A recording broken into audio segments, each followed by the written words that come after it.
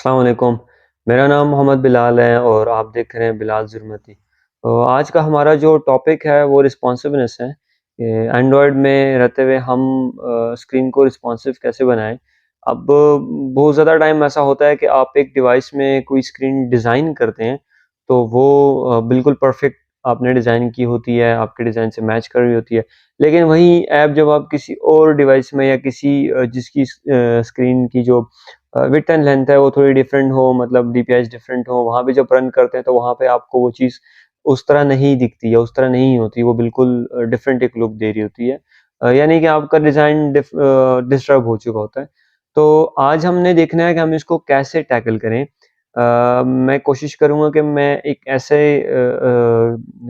General एक वे बताऊँ जिससे हम ना मोस्टली चीज़ों को कवर अप कर लें। मैं ये नहीं कहूँगा कि हम बिल्कुल ही एक परफेक्ट डिज़ाइन बनाएँगे जो हर जगह बिल्कुल परफेक्ट होगा। कहीं न कहीं किसी न किसी डिवाइस में मसला होगा। यानी कि यूँ समझ लें कि 70 टू 80% केसेज़ हमारे हैंडल हुए होंगे इससे। तो हम इसे यूँ भी कह सकते हैं, हमारा जो आज का टॉपिक है वो व्यू ग्रुप से है। क्योंकि हमने मेनली 2 चीज़ों को मेरा आज मेरा फ़ोकस है जिसमें मैं आपको बताना चाह रहा हूँ। एक लीनियर लेआउट है और एक जो है कांस्टेंट लेआउट है। अब हमने देखना है कि कांस्टेंट लेआउट में रहते हुए हम चीज़ों को कैसे रिस्पॉन्सिव करें, ठीक है? और या यूँ समझ लें डिज़ाइन किस तरह करें ताकि वो रिस्पॉन्सिव रहे, और लीनियर लेआउट में रहते हुए हम किस तरह इस चीज़ को मैनेज करें। तो मैंने एक प्रोजेक्ट ऑलरेडी बनाया हुआ है रिस्पॉन्सिवनेस के नाम से, और मेरी स्क्रीन आपको दिख रही होगी। इसमें by default main activity added है, जब भी आप प्रोजेक्ट बनाते हैं तो ऐड हुआ होता है। मैं थोड़ा-सा फ़ॉन्ट साइज़ बढ़ा देता हूँ ताकि आपको ईज़िली मतलब विज़िबिलिटी में मसला ना हो।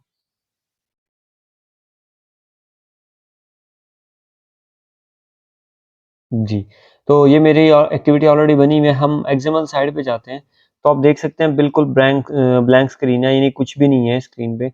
मैं इसको डिज़ाइन करना स्टार्ट करता हूँ, बिल्कुल हम यूँ समझ लें कि एक ही व्यू पे रख के इन चीज़ों को हम सेट करेंगे। मैं आपको दिखाऊँगा, तो ये मेरे पास राइट साइड पे मेरे पास वो स्क्रीन आ गई जो हमने डिज़ाइन करनी है, जो हमें दिखाएगा ये स्क्रीन हम डिज़ाइन कर चुके हैं। लेफ्ट साइड में हमारी एक्सएमएल है। मैं क्विकली क्या करता हूँ कि आप देखेंगे कि रूट पे कांस्टेंट लेआउट है, ठीक है? पहले हम कांस्टेंट लेआउट में रह के कुछ चीज़ें करेंगे, ठीक है? मैं आपको बताना चाहूँगा, मैं क्विकली यहाँ पे रहते हुए एक रिलेटिव लेआउट बनाता हूँ, जिसको मैं विड्थ मैच पेरेंट करूँगा और हाइट उसकी 100 डीपी करूँगा, दैट्स इनफ। और इसको मैं बैकग्राउंड कलर देता हूँ ब्लैक, ठीक है? अब आप देख रहे होंगे कि ये बिल्कुल, अब जब मैंने इसको कांस्टेंट नहीं लगाया हुआ, ये मुझे एरर दे रहा है यहाँ पे कि भाई आप कांस्टेंट लगा लो, कांस्टेंट नहीं लगे हुए, और खुद को इसने कांस्टेंट वैसे टॉप से ही किया हुआ है। मैं इसको जल्दी-जल्दी कांस्टेंट कर लेता हूँ, मैं कहता हूँ टॉप टू टॉप ऑफ, और ये होगा parent, start to start off, इसको भी मैं पेरेंट कर लेता हूँ, और एंड टू एंड ऑफ, ये भी पेरेंट हो गया, ठीक है? अब देखें तो तीनों कांस्टेंट मैंने लेफ्ट, राइट और टॉप, ये तीनों कांस्टेंट लगा दिए, और किसके साथ? पेरेंट के साथ। पेरेंट से मेरा मुराद ये है कि जो कंटेनर है जिसमें ये पड़ा हुआ, ही नहीं जिसमें ये रिलेटिव लेआउट पड़ा हुआ है। मैं इसी की 2 कॉपीज़ और बना लेता हूँ। अब हमने क्या करना है, जो सेकंड कॉपी है उसको यहाँ सेंटर पे कांस्टेंट करना है, और जो थर्ड कॉपी है उसको यूँ बॉटम पे कांस्टेंट करना है। मैं इनको आईडीज़ दे देता हूँ ताकि क्या हो कि हम इसको फिर ईज़िली कांस्टेंट कर सकें।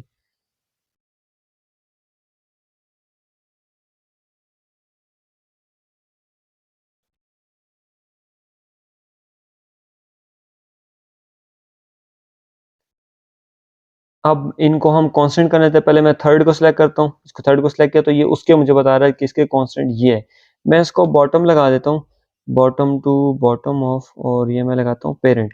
तो इसका जो टॉप है वो मैं ख़त्म कर दूँगा, ताकि ये बिल्कुल बॉटम के साथ अटैच हो जाए। जो सेकंड है, इस सेकंड का क्या करूँगा, इसका बॉटम मैं जो सबसे थर्ड है उसके टॉप के साथ लगाऊँगा, ठीक है? ये देखें कांस्टेंट ऐड हो गया, बॉटम टू टॉप ऑफ, और इसका जो टॉप है जो सेंटर में है वो टॉप वाले के बॉटम के साथ। अब आप अगर व्यू देखेंगे, तो मेरे पास व्यू कुछ इस तरह एडजस्ट हो गया है कि मेरे पास जो ये वाली और ये वाली स्पेस है वो बिल्कुल इक्वल है, ठीक है? ये कुछ इस तरह है। अभी हमने इसमें कोई चेन नहीं बनाया, अब हम नेक्स्ट चेन बना के मैं आपको ना डिफरेंट व्यूज़ इसके बना के दिखाऊँगा कि हम अगर लेट्स सपोज़ इस तरह का व्यू अचीव करना चाहें, ठीक है? लेट्स सपोज़ हमने ऐसा व्यू अचीव करना है कि हमें टॉप टॉप से, बॉटम से और इन तीनों व्यूज़ के दरमियान हमें सेम स्पेस चाहिए, तो ऑब्वियसली हम जो है चेन बनाएँगे। मैं डिज़ाइन साइड पे आता हूँ यहाँ पे। जब डिज़ाइन साइड पे आऊँगा तो ये देखिए 3 लेआउट्स हैं मेरे पास रिलेटिव, ये वो वाले 3 जो मैंने बनाए हैं।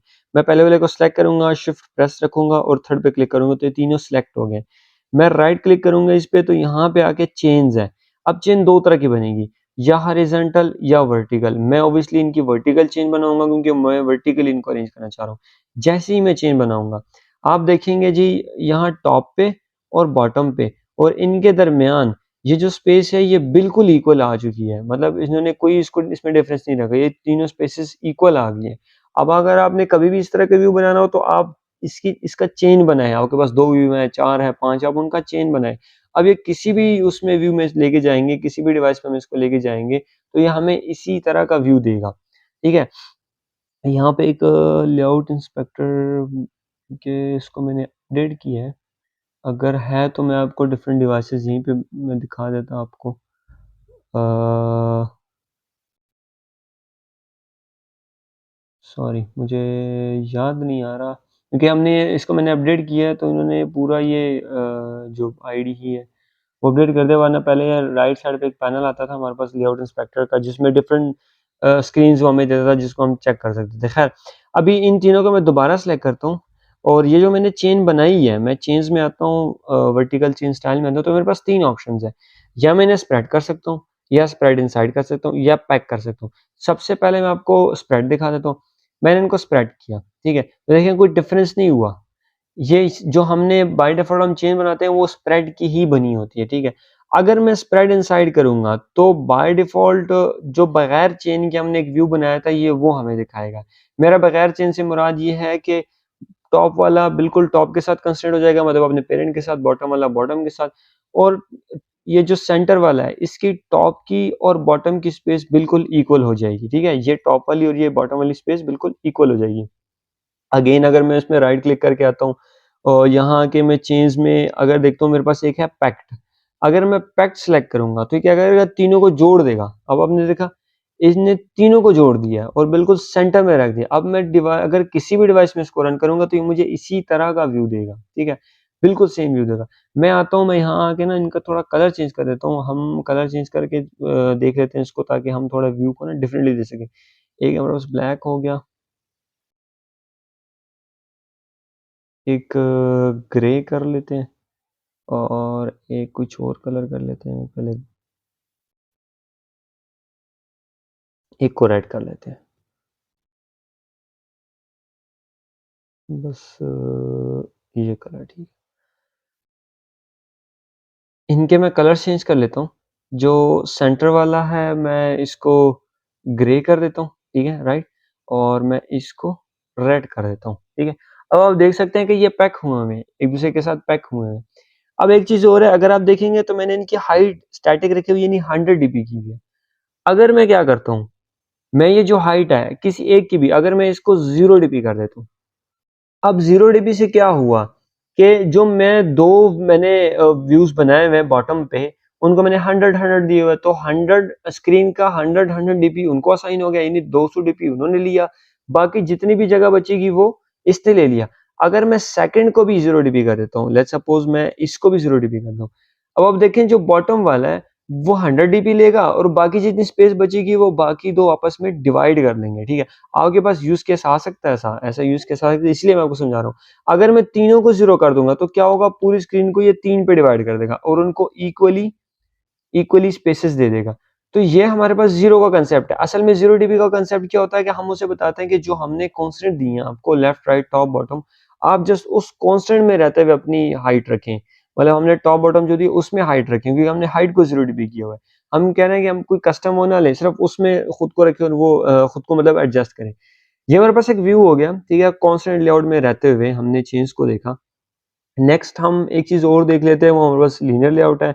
मैं ये कांस्टेंट सारे खत्म कर देता हूँ। अच्छा, इसको मैं बनाता हूँ कांस्टेंट की जगह लीनियर लेआउट।